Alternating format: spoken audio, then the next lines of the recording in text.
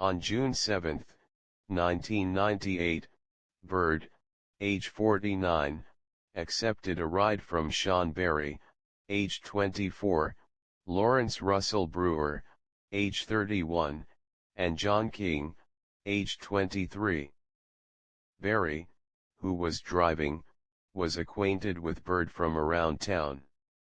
Instead of taking Byrd home, the three men took Byrd to a remote county road out of town, beat him severely, urinated on him and chained him by his ankles to their pickup truck before dragging him for approximately 1.5 miles.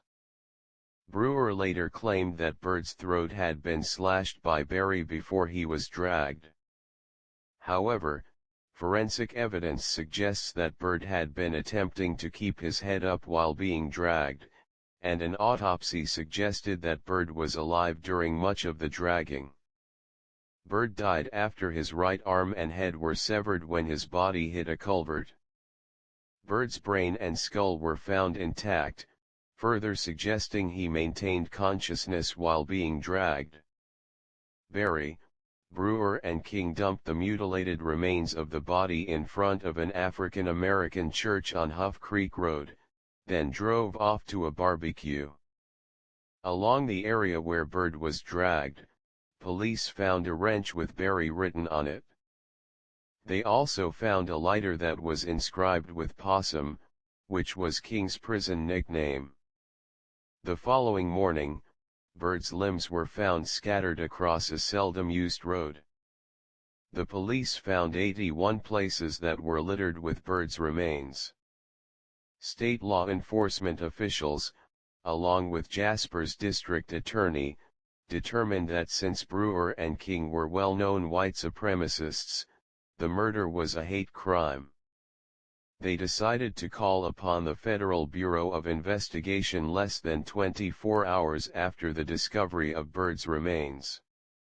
King had several racist tattoos, a black man hanging from a tree, Nazi symbols, the words Aryan Pride, and the patch for a gang of white supremacist inmates known as the Confederate Knights of America. In a jailhouse letter to Brewer that was intercepted by jail officials, King expressed pride in the crime and said that he realized while committing the murder that he might have to die. Regardless of the outcome of this, we have made history. Death before dishonor. Sieg Heil. King wrote. An officer investigating the case also testified that witnesses said that King had referenced the Turner Diaries after beating Byrd.